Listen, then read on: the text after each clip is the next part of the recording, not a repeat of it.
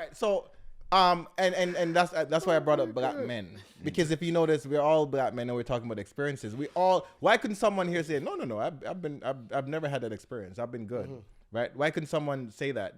Nobody said that. Everybody here had some experience with CBSA, borders, whatever, right? And it goes back to carding, right, in Toronto. So OHRC, Ontario Human Rights Commission, they just released a study, results of a study that they were doing for 6 years, right? So a while back we had carding, and carding is when police officers, TPS, Toronto police officers, were allowed to stop you and ask you for identification, right? And what happened was they had to abandon the whole practice because black people and people of color were disproportionately stopped. And, at some point, it just seemed like it was straight harassment, right? Like significantly. Right. I think at one point, and according to this study, I think it was 5.1 times more than anybody else. Yeah. Which is ridiculous. You see what I'm saying? So, and that's just people of color. And I think black people were 3.4 times more than anybody else. Right. Which is really high. So, they just released the results that that the whole practice was just bullshit. To the point where James Raymer, former chief of police, had to apologize for the TPS's practice during that whole time. He admitted to the officers just targeting and profiling black people. Let me repeat this. The commissioner of police admitted that the TPS were disproportionately targeting black people. TPS is who? Toronto Police Service. That is big. I don't know how that just flew over people's heads. Yeah. Last year he did this, 2022. You barely heard anything about it, and then That for the chief to come out, chief to come out and say, and I admit that. Yeah, we were doing this and we need better training, blah, blah, blah. And you went around. So they made recommendations. Obviously it's just things that are not going to be done. It's just talking. But it just brought me to the idea that, in 2023, right, not only are we expressing feelings, because back in the days, a lot of people used to say, oh my God, you're racist, you're this, systemic racism, to the point where systemic racism is so difficult to even define. You know what I mean? Because it's faceless. People used to always express those kind of things. Now we have actual data. And it's not the first time, obviously. This is like the 6th time they're coming out with some results. We actually have measurables, quantifiable things that we can say, this is true. And not only are we pointing to numbers, the chief is saying yes. You know what I mean? Now, when you hear that kind of stuff, what comes to your mind as black men in the city of Toronto? We're not safe. We are not safe in this city. You know what I mean? Because you can be a regular black man and go about your business, and police might just see and say, oh, the black man, know him drive a range or a BMW. We'll pull him down and so I'll go. That's what I'm saying? Yeah, so is that a good look? It is definitely not a good look. It's really not a good look. I'll share a little story with you. Like, the new selector that's on Nitro now, it's called D.J.Beefy. He lives way out west. Like, talk to the mic. Yeah, past Waterloo and go all the Cambridge way out side. Past Cambridge all the way out. He's like 2 Kingston? hours away. 2 hours away. Oh, not Kingston. That's not Kingston. No, Kingston the east. Oh, jeez. Anyway, so he drives one of those M3 cars, and with a. That's a BMW, right? Yeah. Okay. Distinct color, like blue and everything, and every time, even late at night when there's nobody else on the road, he gets pulled over all the time. Here? Yeah, every weekend that he comes down to play, and to the point where I said, let's park the damn car, man, because for the whole summer he was getting pulled over like every weekend. Damn. Speeding or no speeding, they just pull him over because of the vehicle, and because of his color, and he's driving this kind of car. Is it tinted or not? Not really tinted. But so they can see him? Yeah. Okay. But it's really, he did put a lot of accessories on the car. Oh, so okay. It's one of those little cars that just think, it's gonna stand out. Yeah. And you just get pulled over just for that all the time. and that's also something that came out in the report. They have a name for that kind of stopping. I forget the name of it. It's exiting me right now. But so they have things that are obvious that they can stop you for, and then they have things that are not so obvious. Like if they stop you and ask you for your driver's license without you committing, I think it's called non-offense stopping or something, where you're not doing anything wrong. They're just stopping you just to check you. Black people get stopped the most for that kind of stuff.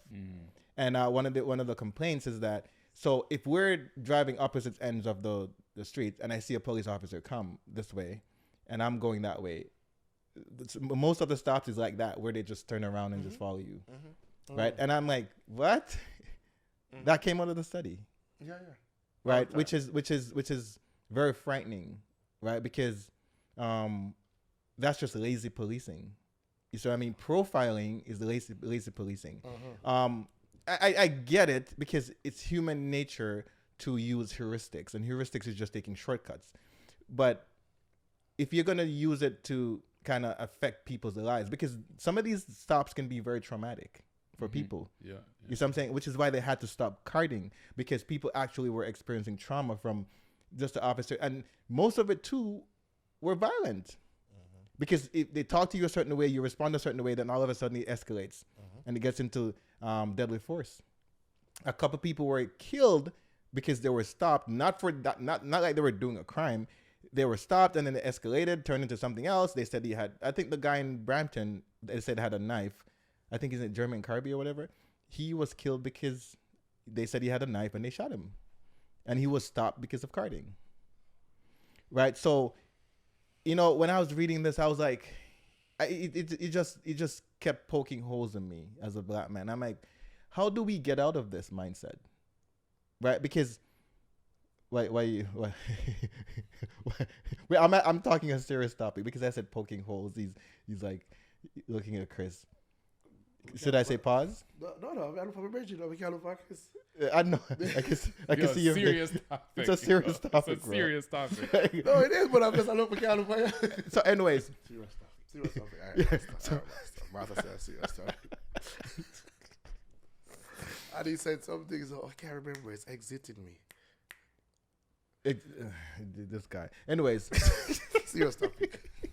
Anyways, so when I think about these things, you know, I've talked to police officers, and even the ones who are not white, right? You know, people of color, black too. They have the same mindset. It doesn't have to be a white police officer. It's almost like it's a police officer thing. It's a TPS thing where they just train them to think that way. Right? And some of the times it's the people of color who treat you the worst. Yeah. Because they have something to prove. Yeah. You see what I mean? Something to prove I've to the experienced system. that. Yeah. No, I've experienced You see what I mean? And you, like, I've been stopped so many. I won't even go into the different times I was stopped and nonsense happened. But one particular time I was coming from school. I was going to New York. And this police officer stopped me. And he actually said, "I stopped you because of the car you're driving." He said that to my face. I'm like, what? I'm like, whoa, nobody heard this? He's like, yeah, like, you're going to school. Like, what? Why are you driving this? Yeah. What was your reply? I had no replies for him. What's the point of having a conversation with someone like that? What? I would have. And said what? It's none of your business. Yeah, I it's not important to me to stand there and argue with this guy. You know what I mean? But yeah, that happened. And when I saw the report, I was just like, nah, man, this is crazy. So I just wanted to hear what you guys think about that, because it's deadly. Yeah, I don't know what we do about that, because that feels like one of those issues where it's like it's for sure not our problem. We're just living, just existing, you know? It's something that police have to deal with, and they'll say like, oh yeah, we'll do a better job at training and whatnot. But what does that even mean? Right. And then the thing is too, it's like, you know, inherently the type of person who becomes a police officer, a lot of the times inherently that person is problematic. Not everyone. There are some police officers that come from certain communities and they're like, you know, I want to do this because either my father was, or it maybe even mother was, an officer and I want to make a difference in the community. I want to end the foolishness that's happening in our community. I want to be someone that can relate to the youth and be like, yo, I grew up in this community and like, you know, I want to have a different interaction with people in the community. So you do get officers like that. But I find that a lot of times the type of people that become police officers are problematic type of people, and there's no mental evaluation, or maybe there is, I don't know, but like what kind of mental evaluation is being done on these type of people to make sure you're not attracting someone who's inherently problematic? You know what I mean? Someone who's inherently not going to be the individual who represents all the things that policing is supposed to represent, all the things that badge is supposed to represent, and all these kind of ideals and whatnot, right? And then unfortunately as well too, you have your let's call them the OG police officers, who they're well protected by the union, they're well protected by seniority. So even as a young person who wants to go in and make a difference, a lot of times, sometimes they can be corrupted by the environment of policing that's going on. The system of policing that's going on. There was a great documentary out of New York. I think it was called 42 Division or something like that. 42 or 24. But it's a documentary about one of the most, or not one of the most corrupt police department in New York, where it showed that essentially, like it showed like that police force, the environment of policing there was just so corrupt that even if you wanted to go, even if you went in as like a fresh kid and you want to make a difference and all that stuff, like by like day one on your first police call, some shit happens, the police officer does something wrong and he's like, yo, are you gonna rat on me or what? And as a rookie, like, what do you say to that, right? And this guy's like 20 years on the force. You can fucking ruin your whole life, right? So to bring it all back around, I don't know, and it would be interesting. I don't know if there's like town halls that are keeping or planned town halls that are scheduled to be kept in the new year to talk about these results, right? But like. I just when I hear stuff like that and when I hear your guys' stories and I think back to my stories, it's like I don't know what to do about that, because we're in a fucked up situation because we can't argue back. Well, I could tell you this. If there's Black Caucus happening in Toronto, I don't know about them. And if they're happening and I don't know about them, that's bad, because it means that it's not publicized, right? When we were in the conference in Halifax, the lady was talking about the Black Caucus that was happening, and we didn't even know about it, and we were Black and we were there. This is how these things happen. Why is it a secret? Why are some people excluded? You see what I mean? So in Toronto, I think we're just not doing enough as Black people. Not enough intelligent things. We do a lot, but it's just not getting us anywhere, because we go downtown and we protest and we walk through the city and we say Black Lives Matter and all that. That don't do nothing. You see what I'm saying? Defund the police, that don't do nothing. You see what I mean? We in the city of Toronto right now, they have this movement called CABR, Confronting Anti-Black Racism. It's mostly in the shelter systems, but it's all over the city of Toronto. And it's just a bunch of like, we're talking a lot. You see what I'm saying? When are we going to do? When are we doing something? You know, and what I've noticed is I've done a couple talks, and for example, I did a talk in January called Violence, in Home and Abroad, Violence in Toronto, and nobody came out. You see what I'm saying? So it's not appealing to people to have these conversations. And this is where all this starts, because you have to know what you're attacking before you attack it. How do we get people to be on board with this whole thing of trying to create change? Trying to affect change. You see what I'm saying? I bet you this whole podcast, this is probably the worst part. People be like, oh my God, I'm skipping this. I don't want to hear it. You know what I mean? It's that's just how people think. And how do we get it to universe? No. And how do we get people to really take part and actually take this seriously? Because it's affecting all of us, but not all of us care. Do you get what I'm saying? And how do we get people to care? Because if we do care, we will have change because black people do have a voice. We just don't use it.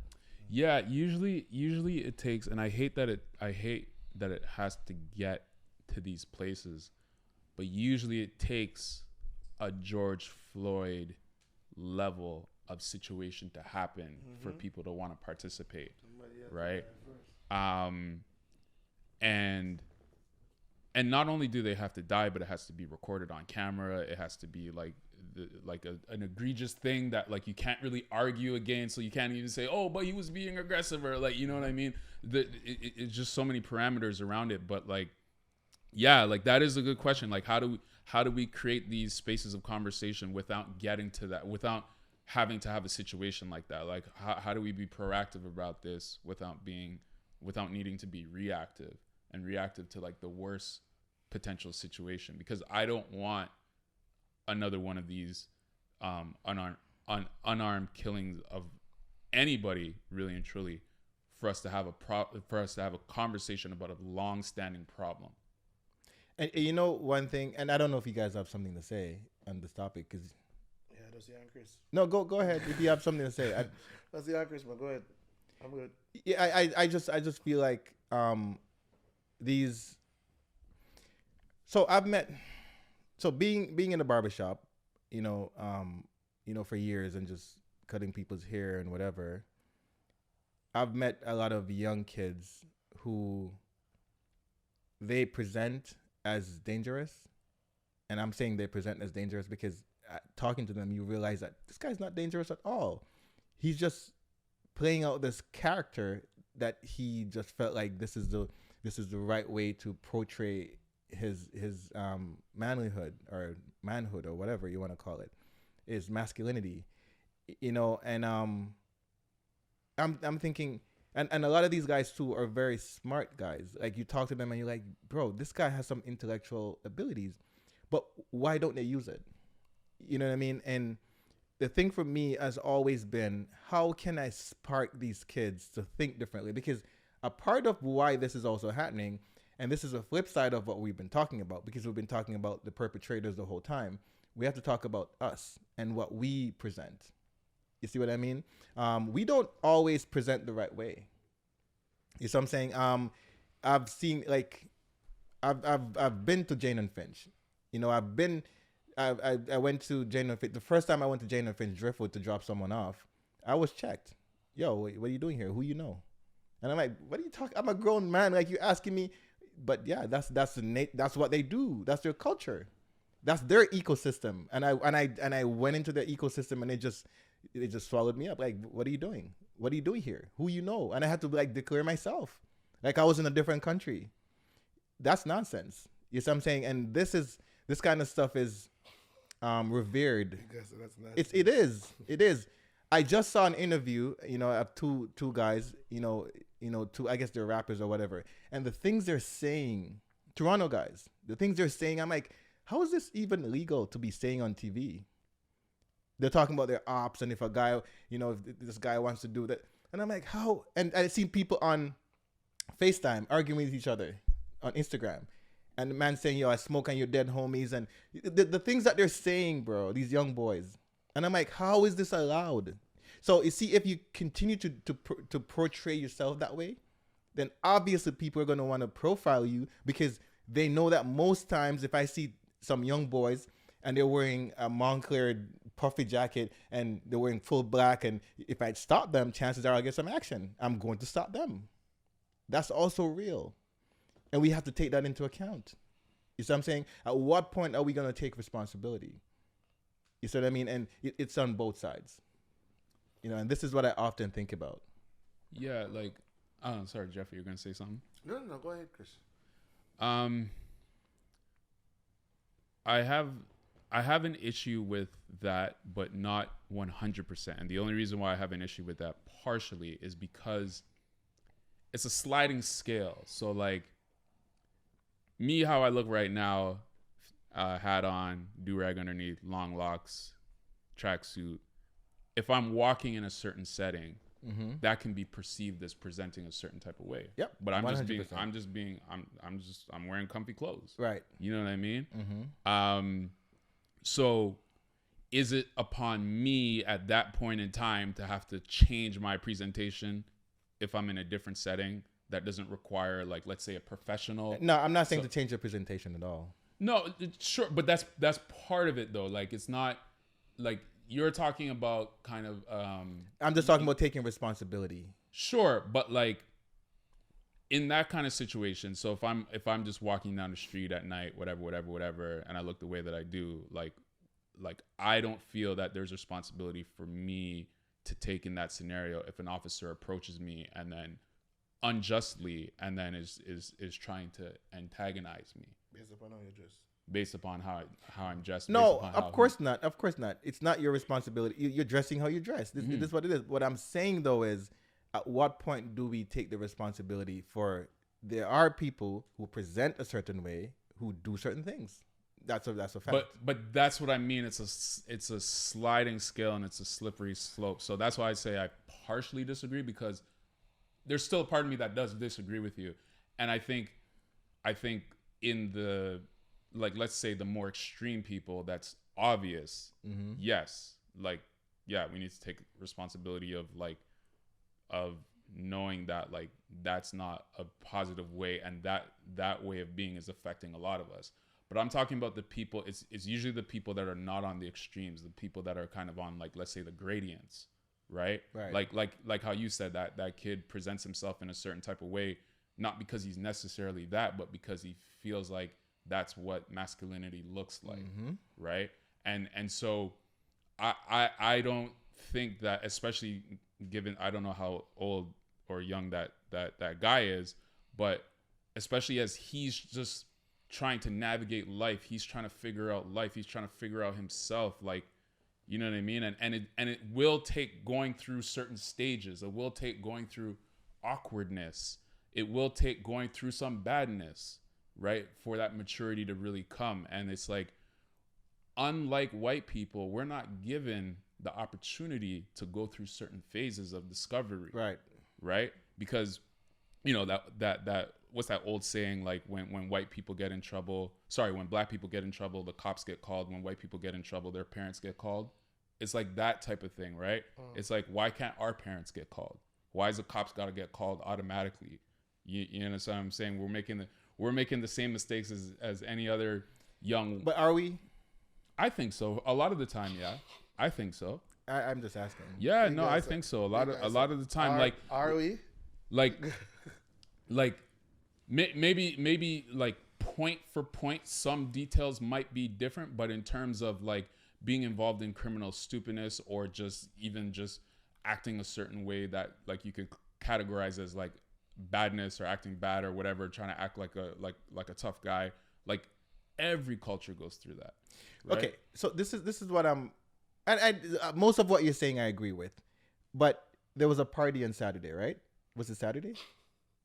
Bottles on bottles? Yeah. Well. Right? Why are you looking at me like that? Before you go to the party, big guy, that topic that you just brought up, what diagnose it? No, but I'm not moving from it. Okay. I'm just gonna ask my brethren something. Can I ask you something? Yeah, sure. Go ahead. That's how he started the podcast. Can I ask you something? Why are you just like tensing up? It's a serious topic. Yeah, it's a serious topic. Yeah, I'm gonna say it's serious. I'm gonna say it in character. So earlier we were talking about this, right? Yeah. And for me, I wasn't there. Obviously, I'm not gonna go. You know, so it's not my kind of party. You see what I mean? So and I'm not bashing the party. I'm just saying it's not my thing. But if I was to be there, and I've been to those parties before, and I see a certain kind of crowd, I'll call a spade a spade. This is a rough crowd. It seems like this is not a safe space for me to be in, and I'm out. Okay. Right? But your perspective is different, right? Because you're in the space. You're an ambassador for the space. So you have to look at the thing differently. And I've heard conversations about these things where my perspective is different from yours because you're immersed in the whole thing. And what you consider to be, no, that guy, he just looks that way. He's not going to, but I'm like, bro, wait, what? You know what I mean? That guy's a gun in this way. What do you mean? But for you, it's like, nah, he's just, protecting himself or whatever it is, or he's just a preventative measure, right? And for me, it's like that kind of nuance that kind of keeps this thing going. You see what I'm saying? Because from my perspective, I need that to stop. From your perspective, you need it to be controlled. Right. Am I right? You're right. Okay. So how do you think we can curtail this? How can we bring it together? Because there are lots of people like me. There's some people like you, but there's a lot more people are like me than you. Because not everybody's ambassador of that space. You see what I mean? So not everybody is, even like Linky. We talk about this all the time. Every other podcast we're arguing about Waterford and violence and rough crowds and how people look. You know what I'm saying? And to Chris's point, yes, 100%. You shouldn't be responsible for. You're just uncomfortable. That's that's all you're responsible for. You and what you do. Unfortunately, that's not how the world looks at it. They look at you as a representation of possibilities, and most of it is negative. So how do we bring that together? I say I am not responsible for other people's ignorance. Master. But you kind of are. How? No, I'm not. Like, I'm affected by other There you people's go. ignorance, but I'm There not you go. responsible for And you become responsible because of that. Well, the thing is, it's like, no, because now I have to be, now I can't be myself, right? Now I have to perform for you. Yes. We're getting to chucking and jiving. Yes. We're getting to Jim Crow era. We're getting to apartheid era, right? Like, I don't want to have to perform for you. You understand what I'm saying? I need you to change how you think about me and people that look like me, right?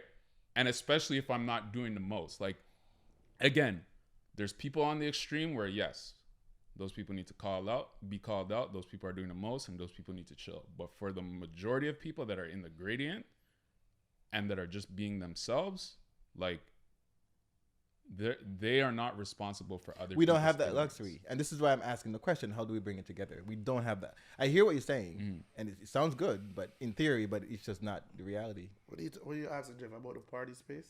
No, not necessarily. He's just asking how do you bring The two mentalities, right, together without having somebody just being judgmental, maybe just by the way how, like, for example, my events is more formal, dressed up in a suit. I mean, I've had cops come to my party and ask me if this is a wedding or it's a party. And I'm like, yeah, it's a party. Because they don't expect us to look like that. Right. They expect us probably to have on a baseball cap, baggy clothes, pants down here, whatnot, whatever. Okay, but not to cut you. Why do you do that? Why do you push for that? Want me to be honest? Yeah, yeah, that's what we do. Honesty.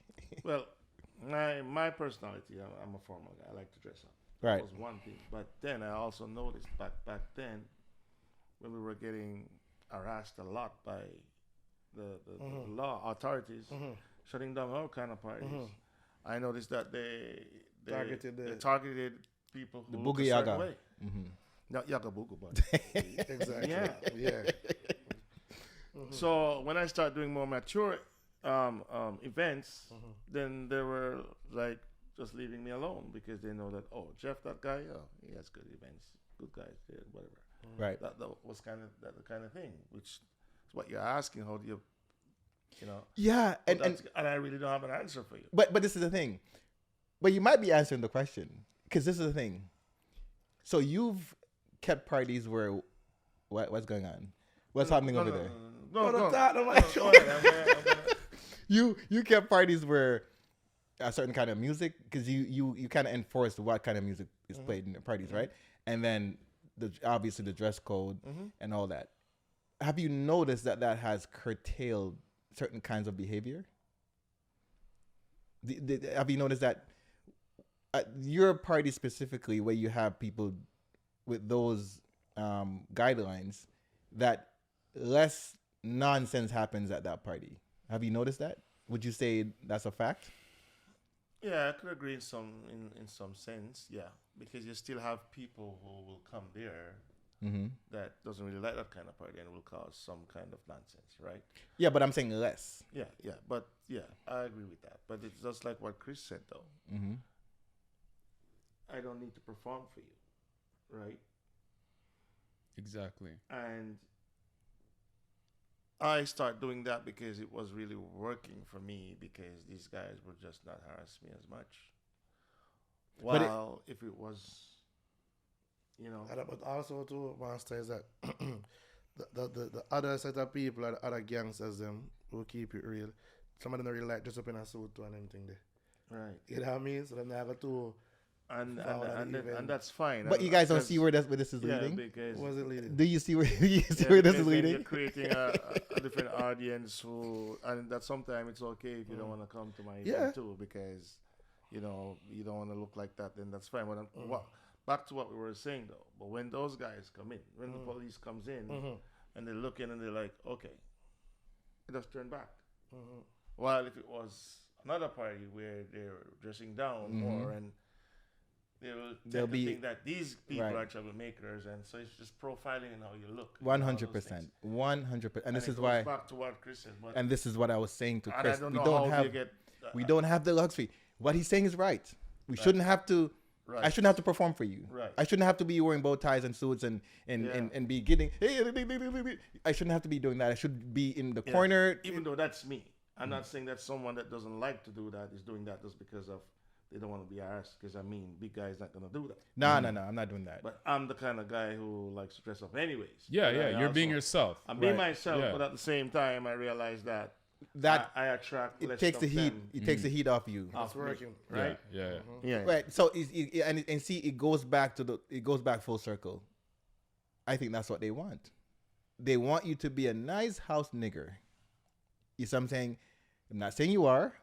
That's you. You're being yourself. But they want you to perform and do this thing where, oh, you're not threatening. Oh my God, you're wearing a suit and you don't have hair on your head. You're nice and bald and you wear glasses. That's what they want, right? How do we bridge that gap? Because we don't have the luxury of saying, I just want to be myself. We can say that all we want, but we know what that comes with. Let me share 2 stories with you just to open it up from Toronto and open it up from, because a lot of we're talking about like how police perceive us for the most part. When I was in Ghana, we got stopped by the police. It was myself, my brother, his cousin, and then a white girl that my brother had met in Ghana. And the police officers told us all to come out the car, searched me, searched my brother, searched his cousin, left the white girl alone. Wow. And as soon as I saw that, I was like, what if she got all the drugs, right? And in I think they were speaking Tree. The cop actually told my brother, we stopped you because of him with the dreadlocks, right?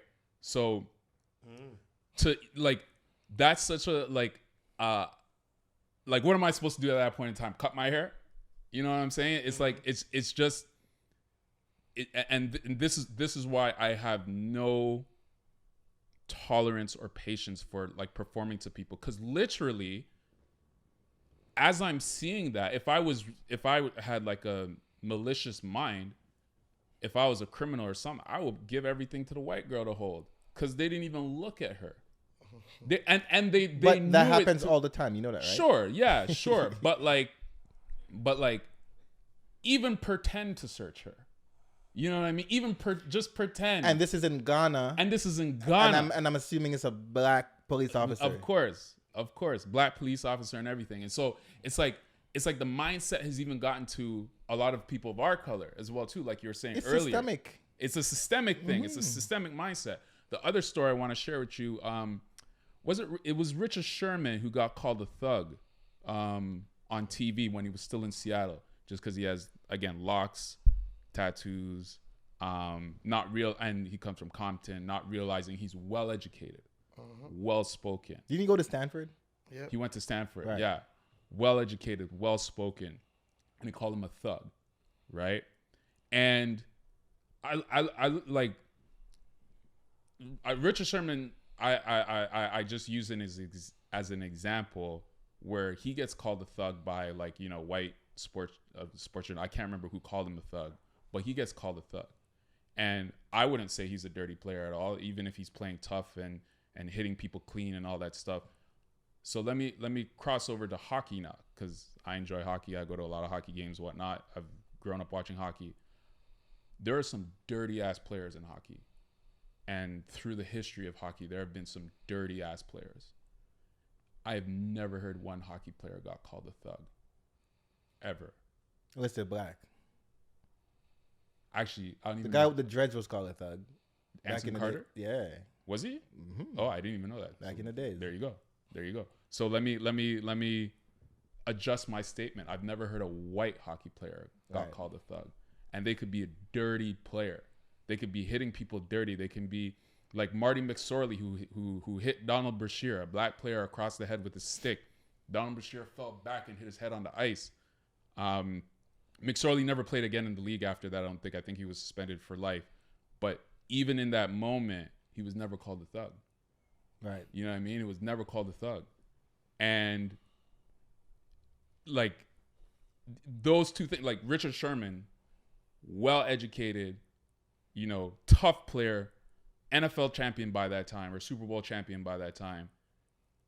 You call him a thug. How do we attack this? That's the thing, though. It's like, there's different ways. There has to be the root ways. I don't even know. Like it can't be just one thing. A lot of things. It's not on us. Yeah, whole heap of things. Because what is Richard also Sherman? on us. Okay, so like, what is Richard Sherman supposed to do in that kind of situation? But you're isolating. See, and this is the problem of thinking. You're isolating Richard Sherman. Sure, but like Richard Sherman is an example. Richard Sherman. But that's what I'm saying. As you mentioned, Anson Carter got called a thug as well too. Right, but Richard Sherman is a representation of the mentality. Mm-hmm. Right, so we can't just isolate him and say what is he supposed to do in that moment. What you have to do now is think about, okay, because the moment that happens to him, it's not just a Richard Sherman thing. It's a black people thing. Mm-hmm. Because they're not calling Richard Sherman necessarily a thug. They're calling the representation, the dreads, the tattoos. You just explained the whole thing. So now it becomes us. It's all of us thing, because we could all be. I have tattoos. You know, I don't got dreads, but it's all of us. You know what I'm saying? So how do we attack this whole thing? Because we can, if we isolate it and say what is he supposed to do or what is he supposed to do, we're never gonna get anywhere. We have to take it on together collectively. How do we do it? Then what do we do when Anson Carter or Richard Sherman or whoever else undeservedly, unjustly gets called a thug just based on this is what I'm asking, presentation? Because that's more than just Anson and Richard. Mm-hmm. It's more than that. But that's what I'm saying. It's like racism is a white people problem. And it's something that, even though like there are some things, like a small percentage of things that we can take responsibility for, ultimately it's a white people problem. It's a white people. I don't agree with that at all. And that's a different podcast altogether. I think so. I don't agree with that. I think so. That's the next 99 minutes. I think it is. Yeah, we have to have that conversation, because 100%. I'm actually gonna try to invite a white person to come here and have this conversation. I was this close to asking him this week, but I kind of felt like, you know, it wasn't time. But I think it's there for the ask, and it's a person with a wealth of knowledge. Mm-hmm. You see what I'm saying? So yeah, invite him out. I'll bring him out to have the conversation about racism. Yeah. Bring it up, because like, white knowledge? Huh? Okay. A wealth of knowledge. I'm asking the master a question, bro. Okay. Jesus, Christopher, my God. Because you know, so I'll give you an example. Just a really quick example, and we don't have to go too deep into the topic of racism. But remember when the Montgomery, Alabama situation happened? That was a situation where the guys jumped off the boat and swam across. The fight. Yeah, that fight on the docks there. What I found pleasure in, because of course you get like, you know, he was found not guilty too, by the way. Found not guilty. Yeah. Of course, like, you know, black people have their say on it, and you know, everybody spoke out on it and whatnot.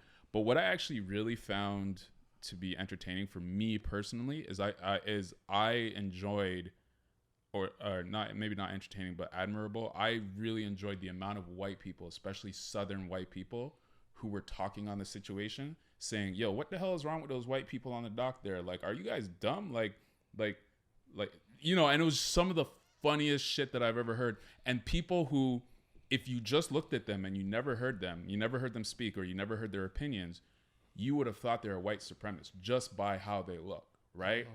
But to see them speak the way they did on that issue that happened, I really admired that, because I'm like, these are the type of people that, like me, as like, you know, a black guy living in a metropolitan city in like Toronto, we don't get to see this type of commentary coming from this demographic of people enough, talking about white racism, right? So I feel it holds more power in a scenario like that, when you have people who look like you, sound like you, have that same kind of Southern accent, that is saying, "Yo, are you guys fucking dumb? Are you, like, you know what I mean? Like, you couldn't be any more racist." But you say that to say what? I say that to say, I say that to go back to my point that like racism, particularly like white on black racism or white on color racism, that's a white people problem that white people need to address. But you are saying it. If it's white on anybody, it's a white people's problem. But racism itself isn't a white people problem. No, racism itself, but in the context of this conversation, because we're talking about black men that are being profiled in a certain type of way. I think that's systemic more than white. I'm not absolving white people. But that comes from white supremacy. If you trace that back in time, that comes from colonialism. That comes from white colonialists, European colonialists. That's where that comes from. So it's, I get that you're trying to get me not to conflate the two, but I guess there is a little bit of overlap in this is where I disagree. And I think this is a conversation worth having.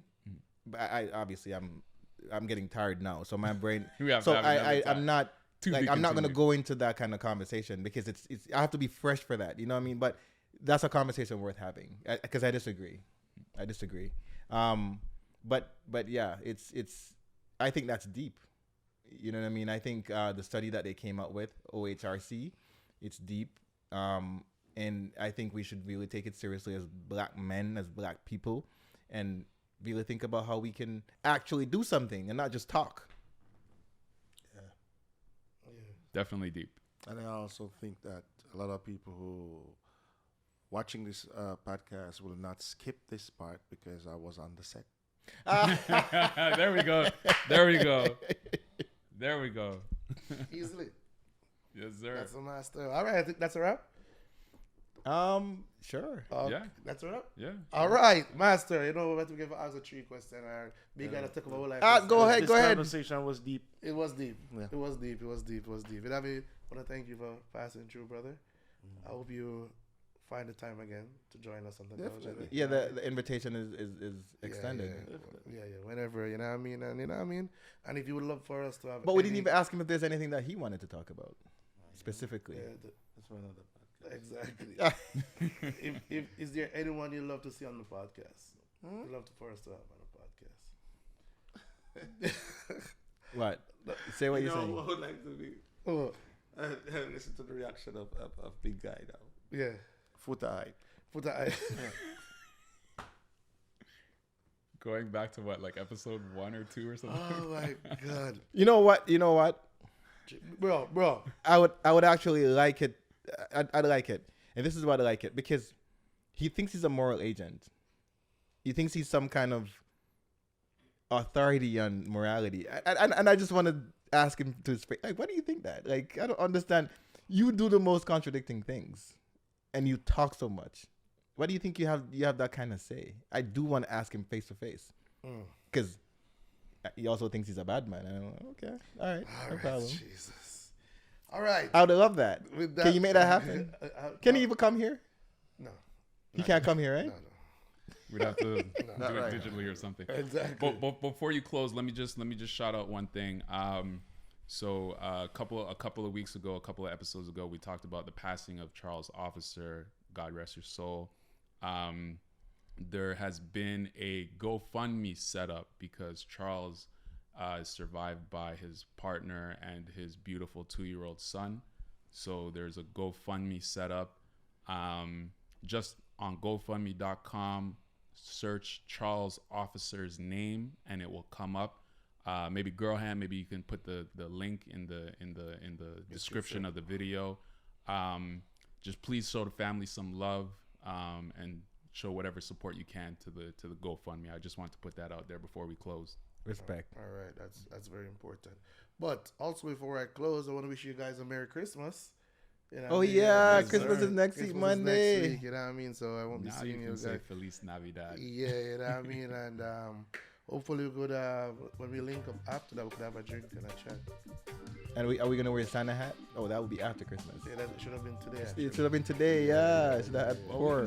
But because you weren't really in the festive season for a long time, so Yeah, I'm not a Christmas guy. we can Yeah. still do that. Exactly. Orthodox Christmas is like January 6th Oh or my 7th God. or Are you something like Orthodox, that. bro? No, Stop but I'm this just right saying, now. like, some of our viewers might be. Yeah. All right. So listen, don't forget to comment, like, and share, but most importantly, subscribe. All right. Really appreciate you guys for riding with us. You know what I mean? Well, we're about to wrap up 2023. Are we doing one more before the year is finished? We want to. You want to? Okay. So next week, probably Wednesday or something. Yeah, so probably we'll do one more before the year ends. So, the master. Yeah, I was here. I don't think we did justice to the master today. No, he has to come back because you don't know when you start going to hear deep reasons, different type of reasons. But I enjoyed the discussion and Very and informative. even, right, and even gaining some knowledge at the same time. Yeah. Comment at the bottom. Leave a comment in the comment section. Comment at the bottom. That being said, I want to thank you guys again, and until next week or Peace. next time.